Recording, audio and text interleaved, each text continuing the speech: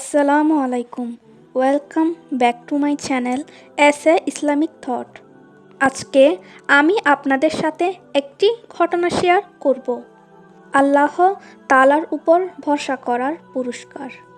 আজকের এই ঘটনাটি শুনলে বুঝতে পারবেন যে ব্যক্তি আল্লাহ তাআলার উপর ভরসা এবং তাওয়াক্কুল করে সে ব্যক্তিকে আল্লাহ তাআলা কী পুরস্কার দিয়ে থাকেন।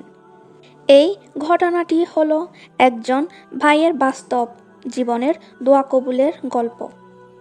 এই গল্পটির সবচেয়ে গুরুত্বপূর্ণ বিষয় হলো যে ভাই এই গল্পটি বলেছেন তিনি তেমন পরেজগার ছিলেন না এবং তেমন কোনো ভালো আল্লাহওয়ালা ব্যক্তিও ছিলেন না। আর 10 জন সাধারণ মানুষের চাইতেও হয়তোবা তার আমল আয়াতের দিকগুলো খারাপ ছিল। তারপরও তিনি যখন আল্লাহ তাআলার উপর ভরসা করেছিলেন তখন মহান আল্লাহ তাআলা তার ভরসার ফলাফল দিয়েছেন। ভাইটি বলছিলেন, আমার অনেকগুলো সন্তান আছে, তার মধ্যে যখন আমার সবচেয়ে ছোট সন্তানটি হয় সেটা ছিল মেয়ে সন্তান। তো আমার সন্তান জন্মগ্রহণ করার কিছুক্ষণ আগে ডাক্তার চেক আপ করে বললেন, এই সন্তানটা পৃথিবীতে ভূমিষ্ঠ হওয়ার পরে 6 ঘন্টার মধ্যে হয়তোবা সে পৃথিবী থেকে বিদায় নিবে। তখন ভাইটি ডাক্তারকে জিজ্ঞেস করলেন, আমার সন্তানের কি সমস্যা? তখন ডাক্তার বললেন, আমি নিজেও জানি না কি সমস্যা তার, তবে আমি আপনাকে আইডিয়া দিতে পারি যে তার কি সমস্যা। আর সেটি হচ্ছে তার শ্বাসকষ্টের সমস্যা। একজন স্বাভাবিক মানুষ যেভাবে শ্বাস প্রশ্বাস নেয় সেভাবে শ্বাস প্রশ্বাস নিচ্ছিল না বাচ্চাটি। তার শ্বাস প্রশ্বাসের গতি স্বাভাবিকের তুলনায় অনেক বেশি ছিল। তো ডাক্তার বলছিলেন, এই বাচ্চাটি যখন পৃথিবীতে ভূমিষ্ঠ হবে আর এভাবে যদি চলতে থাকে তাহলে সে 6 ঘন্টার মধ্যেই মারা যাবে। তখন সেই সময়টি ছিল মধ্যরাত্রের সময়। আর তখন ভাইটি বললেন, এর কি কোনো ওষুধ নেই, এর কি কোনো ট্রিটমেন্ট নেই? তখন ডাক্তার বললেন, না, এটি ঠিক করার মতো আমাদের কোনো ওষুধ নেই এবং কোনো ট্রিটমেন্ট নেই। আর এটি ঠিক করার মতো আমাদের কোনো ক্ষমতা নেই। এটি একমাত্র আল্লাহ তাআলা পারেন। ভাইটি বলেন, তখন আমার পায়ের তলা থেকে মাটি সরে যাচ্ছিল। আমি এই অবস্থায় কি করব, কোথায় যাব কিছুই বুঝতে পারছিলাম না। তখন সময়টি ছিল রাত্রে 12টা, সাড়ে 12টার সময়।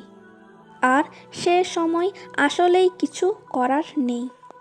তখন ভাইটি হাসপাতাল থেকে বের হয়ে পাশেই একটি মসজিদ ছিল, সেই মসজিদে গেলেন।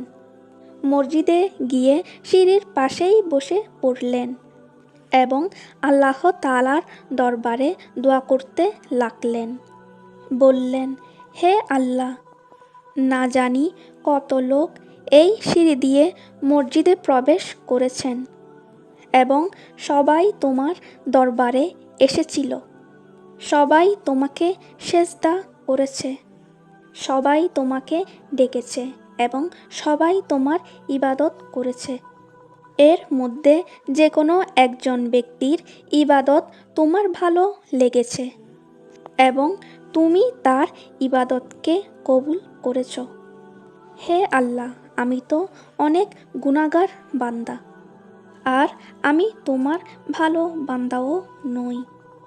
এর মধ্যে তুমি যার ইবাদত কবুল করেছ তার ইবাদতের উসিলা দিয়ে তোমার কাছে চাইছি। হে আল্লাহ, তুমি আমার এই বাচ্চাটির জীবনটাকে ফিরিয়ে দাও, তুমি তাকে সুস্থ করে দাও। আমার সামনে তুমি ছাড়া আর কোনো রাস্তা খোলা নেই, যার কারণে আমি তোমার দরবারে হাজির হয়েছি।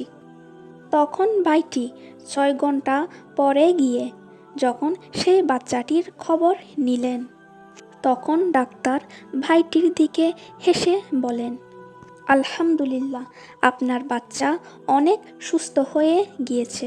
বাকি যে সমস্যাটুকু আছে, আগামী কয়েক ঘন্টার মধ্যে সব ঠিক হয়ে যাবে ইনশাআল্লাহ। সুবহানাল্লাহ।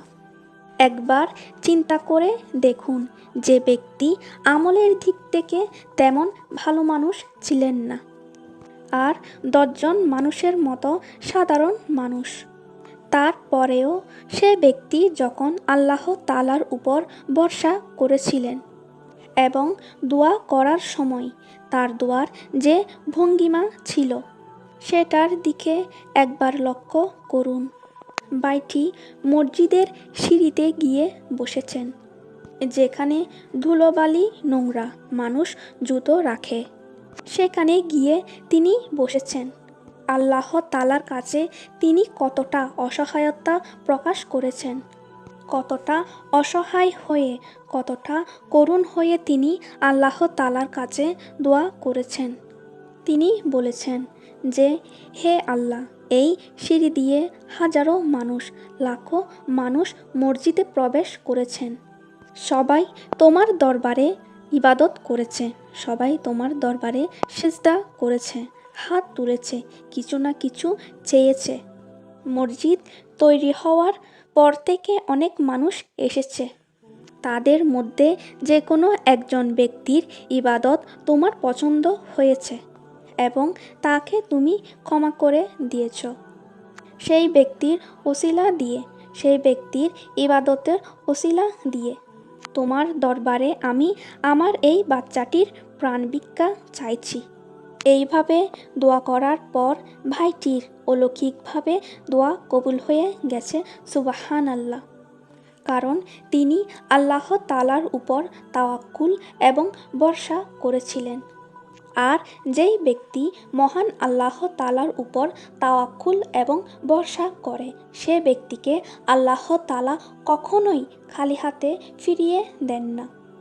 তাই সব সময় মহান আল্লাহ তাআলার উপর তাওয়াক্কুল এবং ভরসা রাখবেন, আর দেখবেন মহান আল্লাহ তাআলার উপর ভরসার ফলাফল আপনাকে আল্লাহ তাআলা একদিন না একদিন দিবেন ইনশাআল্লাহ।